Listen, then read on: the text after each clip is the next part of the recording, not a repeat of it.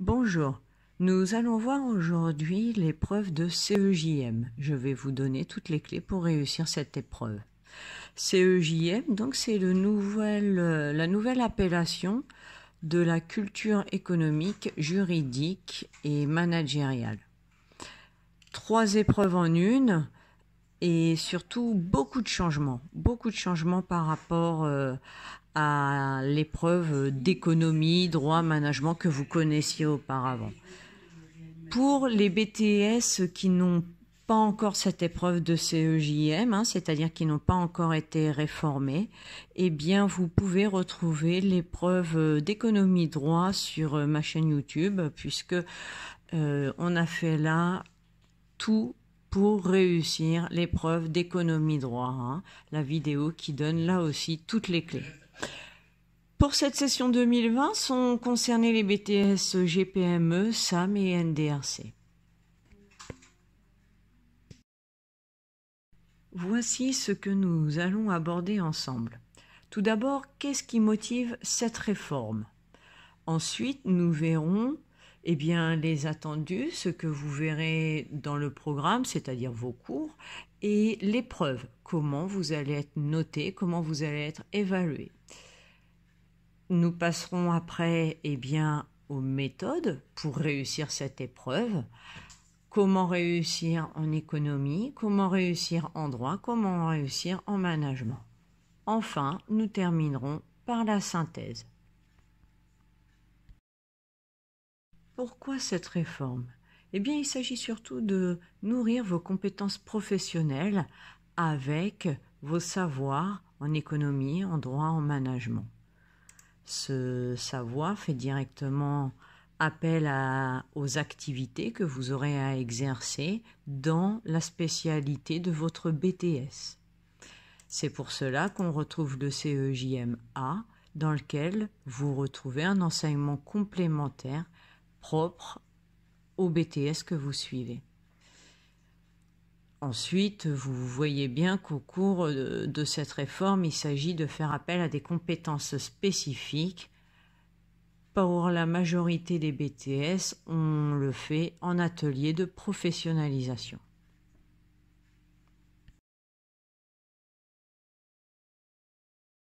Le programme, il se découpe en 6 thèmes. Généralement, vous en étudiez 3 en première année, les 3 autres en deuxième année. Attention, le programme de deuxième année est assez chargé. Chaque question, chaque thème se décline en plusieurs questions, entre 2 et 5. Et chacune de ces questions est associée à un champ disciplinaire. Soit vous abordez une question, c'est-à-dire bien souvent un chapitre, par rapport à une question qui sera d'ordre juridique, c'est-à-dire qui relève de questions de droit, ou bien économique, ou encore managériale, c'est-à-dire qu'il n'y a pas de mélange ou de l'un ou de l'autre. Vous devez aborder sous un seul prisme. Le tout est de comprendre quel est le prisme abordé. Est-ce que c'est du droit, du management ou bien de l'économie? Cela sera décisif lorsque vous aborderez le sujet de l'épreuve. L'idée est bien sûr de comprendre l'entreprise et l'organisation dans son ensemble et de savoir mobiliser à un moment précis, selon la discipline, la méthode requise, la méthode qui convient d'appliquer. Cette réforme s'explique par la complexité de l'environnement. Effectivement, une organisation n'est plus dans un environnement stable et défini. Au contraire, son environnement est changeant, instable, et elle doit toujours se remettre en question pour garder son avantage compétitif. Pourquoi cette réforme? Cela s'explique aussi par les liens entre les compétences professionnelles et les enseignements en BTS.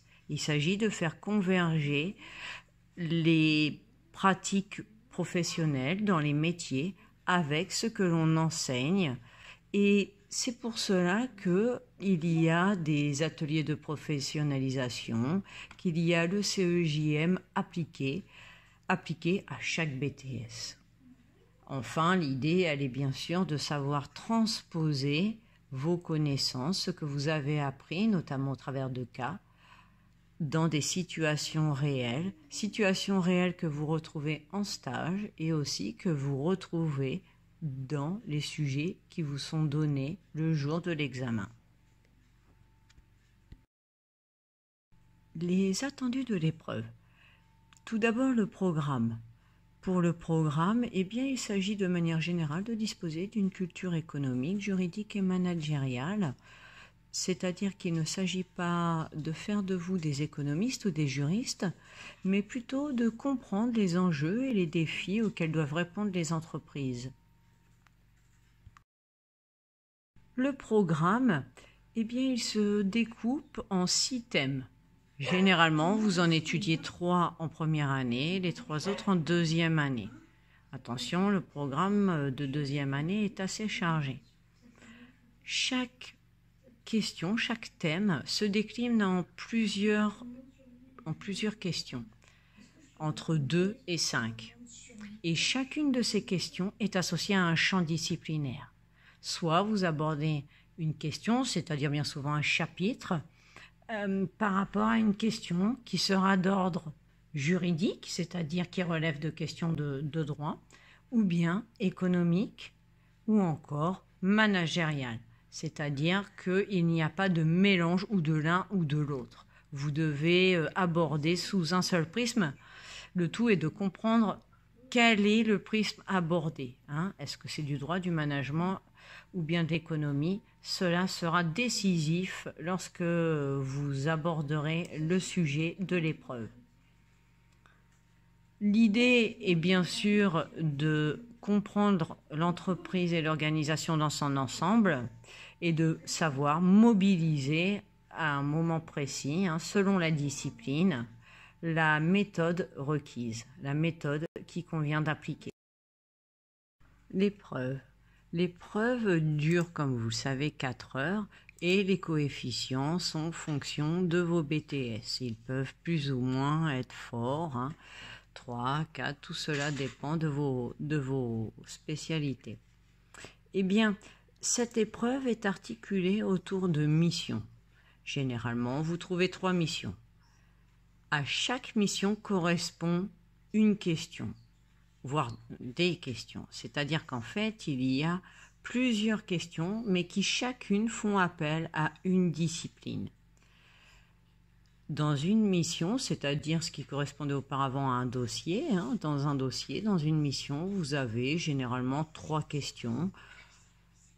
Alors, c'est rarement les 3 disciplines en même temps, mais bien souvent, vous retrouvez 2 disciplines, c'est-à-dire le droit et le management, ou bien le management et l'économie, peu importe.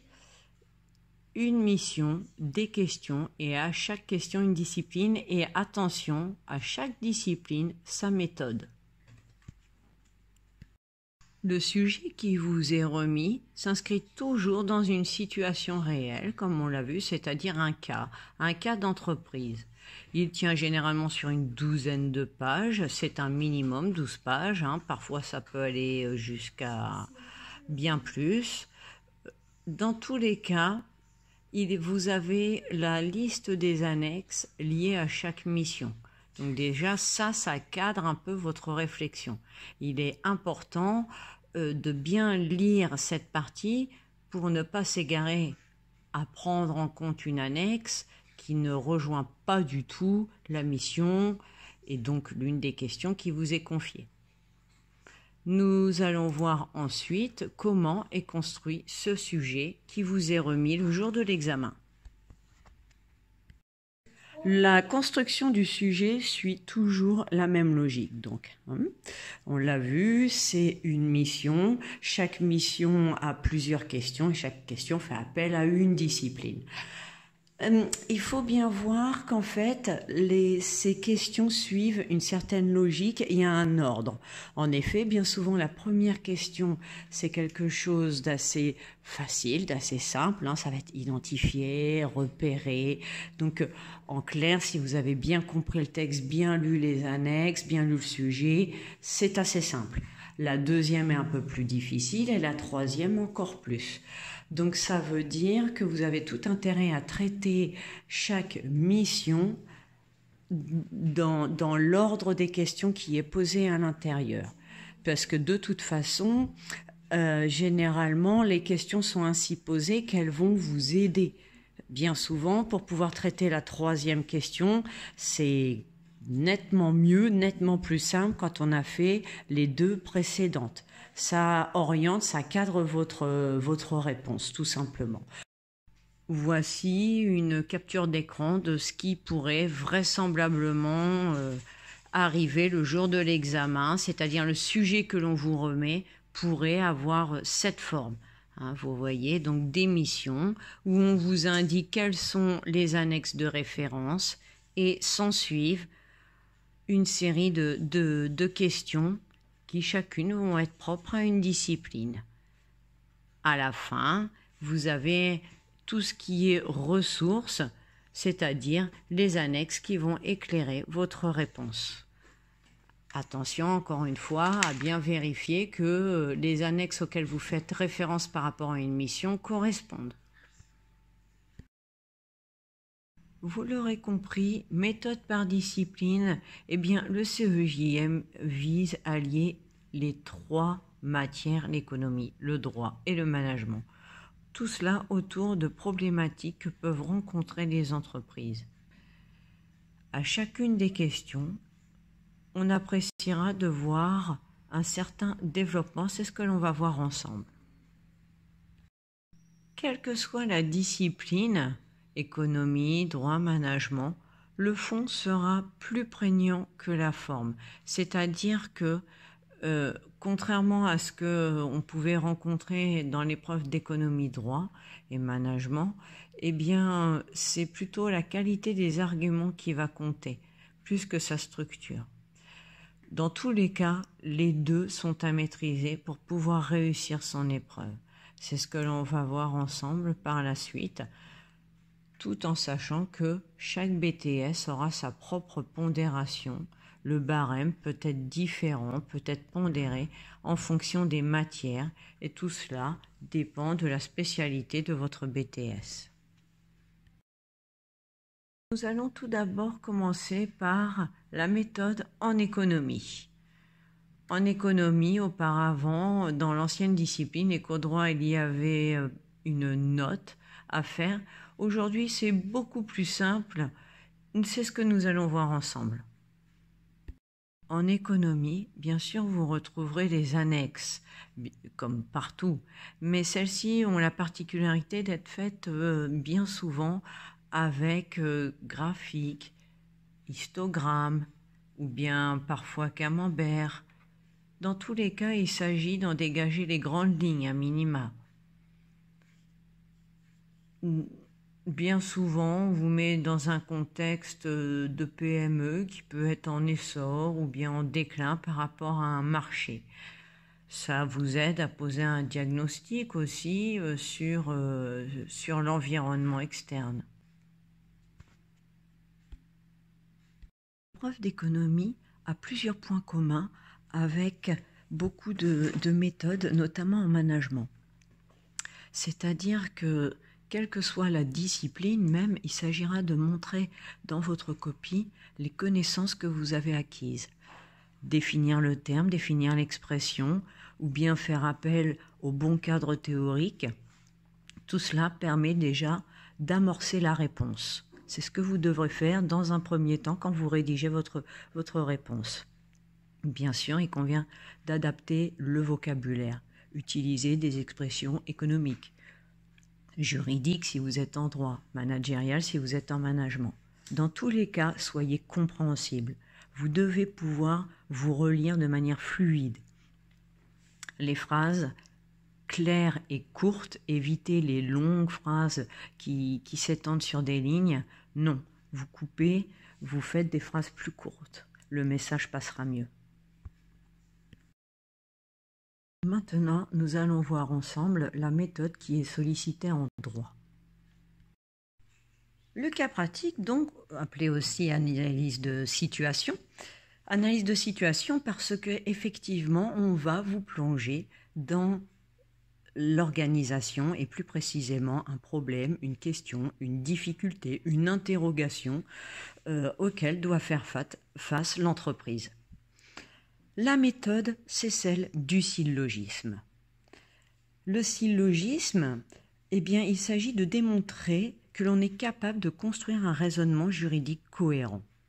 Le syllogisme comporte 4 étapes, toujours 4 étapes. Et ça, visuellement, dans votre copie, on doit le voir. Alors, vous pouvez sauter une ligne entre chaque étape ou bien mettre un titre, ou voilà, peu importe. Toujours est-il qu'on doit bien identifier ces 4 étapes. La première, c'est qualifier, la qualification juridique des faits. La deuxième, c'est la problématique ou bien aussi la question de droit. Certains l'appellent comme ça. La question de droit qui est soulevée par la situation que vous venez de décrire. La troisième étape, c'est la règle de droit. Et enfin, la solution, c'est-à-dire, eh bien, quelle solution vous pouvez formuler au vu des 3 étapes précédentes. La première étape du syllogisme, c'est la qualification juridique des faits. Qui sont les parties? Leur nom, leur profession, la difficulté qu'ils rencontrent, leur relation. Est-ce qu'il s'agit d'une relation client-fournisseur, employeur-employé? Tout cela est très important. Encore une fois, vous êtes plongé dans une organisation qui est amenée à se poser des questions, à s'interroger. Peut-être elle rencontre des opportunités, elle voudrait savoir quel est le cadre juridique. Peut-être rencontre-t-elle des difficultés en interne, un problème avec un fournisseur ou bien un employé. Peut-être s'agit-il d'un particulier en tant que client ou en tant que travailleur. Tout cela doit être précisé dans cette première étape. Cela va permettre aussi de savoir la branche du droit qui va être mobilisée. Est-ce que c'est une relation de travail? Est-ce que les faits se déroulent dans le cadre d'un contrat de travail? Est-ce que les faits soulignent la responsabilité éventuelle qui pourrait être engagée? Dans ce cas, quel est le dommage? Quel est le fait générateur? Voilà, tout dépend des informations qui vous sont fournies dans la situation. La deuxième étape, c'est la problématique. La problématique ou question de droit, eh bien, répond à des critères très précis en termes de forme. On l'a vu au début dans les généralités, je vous ai dit que la forme et le fond étaient tout autant importants. Eh bien, ici, les critères sont très précis. Il s'agit d'une question formulée de manière impersonnelle et générale. Elle est de portée générale et ne vise pas quelqu'un en particulier. Donc, dans cette étape de la problématique de droit, généralement ça tient en 1 ou 2 lignes, c'est une question qui ne va pas nommer les personnes, mais par exemple parler d'un salarié ou bien d'un client, d'un fournisseur, des droits ou des conditions à réunir par rapport à un contrat de vente, à un contrat de travail, à un contrat de livraison, ou bien une question de propriété intellectuelle, de droit d'auteur. Peu importe, tout va dépendre du cas et surtout, vous l'aurez compris, de la manière dont vous avez qualifié les faits. De toute façon, bien qualifier les faits, c'est forcément bien avoir compris la situation. Et donc, vous allez percevoir quelle est la problématique soulevée dans cette situation. À quelle question doit-on répondre par rapport au cas? La troisième étape, c'est là où les règles de droit. Dans cette étape, il va falloir mobiliser vos connaissances, vos cours, mais aussi les annexes. La règle de droit, il va être ici attendu de retrouver le cadre juridique. Vous pouvez citer un article de loi, un dispositif que vous connaissez. Sûrement dans les annexes, vous trouverez ce qui va pour l'essentiel alimenter vos réponses, c'est-à-dire que ce peut être une décision de justice, de la jurisprudence. Ça peut être aussi des articles de loi, des extraits d'un code, code pénal, code du travail, que sais-je encore, code de la propriété intellectuelle, tout va dépendre du sujet. Alors, c'est là aussi où il est important de comprendre la situation dans la mesure où vous ne pourrez mobiliser les bonnes annexes que si vous avez bien cerné la problématique soulevée. Enfin, la quatrième et dernière étape, la solution. La solution que certains appellent la mineure. Eh bien, ici, il s'agira de, en quelque sorte, répondre à la question que vous vous êtes posée dans la problématique. Répondre à une question précise par rapport à la situation. C'est-à-dire, il s'agira de savoir est-ce que Monsieur X ou Madame Untel a oui ou non tort, raison, droit ou peut prétendre à des dédommagements ou bien... Voilà, il s'agira de répondre précisément au cas qui vous est soumis. On attend une réponse juridique. Et maintenant, voici la dernière méthode que nous allons aborder ensemble, c'est-à-dire le management. Le management, là encore, et de manière peut-être plus prononcée, on retrouvera une vision transverse de l'organisation. C'est-à-dire qu'il est nécessaire et indispensable de s'imprégner du contexte, c'est-à-dire du sujet, des consignes, pour pouvoir saisir le sens de cette partie. Ici, vous allez avoir une approche globale. Alors là, pour illustration, j'ai fait le choix de sélectionner sur, je dirais, les incontournables, c'est-à-dire la force, faiblesse, opportunité, menace. Un diagnostic. Le diagnostic est nécessaire. Je vous en présente un autre. Voici une autre approche pour faire un diagnostic du macro-environnement. Le PESTEL que l'on connaît, le P, le E, le S, le T, E, L. Chacun, vous pouvez cliquer, vous pouvez taper sur Google PESTEL diagnostic BTS sans aucun problème, vous trouverez plein d'explications et je suis certaine que vous l'avez déjà vu ensemble en cours, ne serait-ce qu'en antébac. Enfin, pour conclure, nous allons voir de manière très synthétique les conseils essentiels à retenir pour assurer le minimum de points le jour de l'examen. Quels sont les éléments clés qu'il faut retenir pour réussir cette épreuve de CEJM? Maintenant, faisons la synthèse de tout ce que l'on a vu. Tout d'abord, tout part du sujet. Le sujet, c'est bien sûr le titre, les consignes, les annexes, tout ce qui sera de nature à cadrer votre réflexion. Il s'agit bien sûr de comprendre le contexte et donc pour cela de savoir mobiliser les annexes qui correspondent.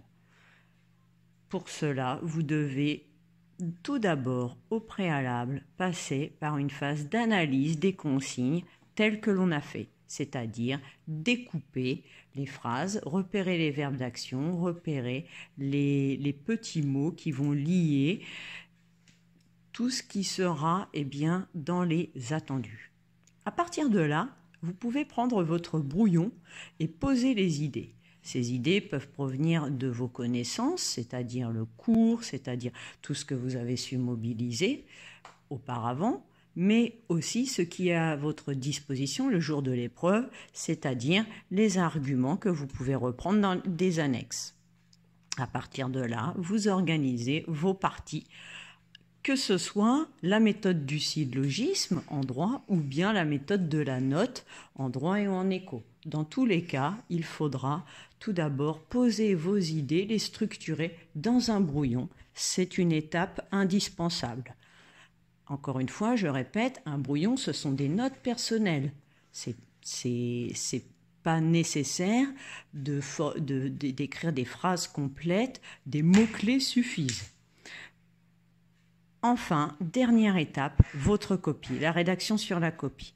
Vous l'aurez compris, il est nécessaire que cette structure, on puisse la retrouver dans votre copie.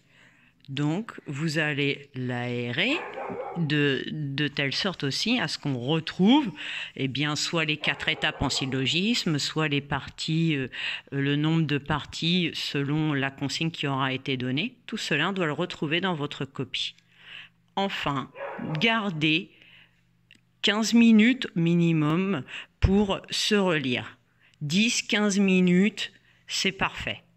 C'est parfait pour pouvoir se relire, repérer les petites fautes, bien sûr. Peut-être que vous ne repérez pas tout, mais au moins les fautes qui sautent aux yeux. Les accords, les conjugaisons, les pluriels, voilà. Si vous appliquez tout cela, déjà, vous pouvez vous assurer d'un minimum de points le jour de l'épreuve. Eh bien, ça y est, nous avons vu ensemble tout ce qu'il convient de connaître pour aborder l'épreuve de CEJM. J'espère que le temps que nous avons passé ensemble vous aura été utile. Vous pourrez retrouver cette vidéo et d'autres sur ma chaîne YouTube, Katia Bretès. Vous trouvez le lien ici qui s'affiche. Je vous remercie beaucoup et à bientôt, j'espère. Au revoir.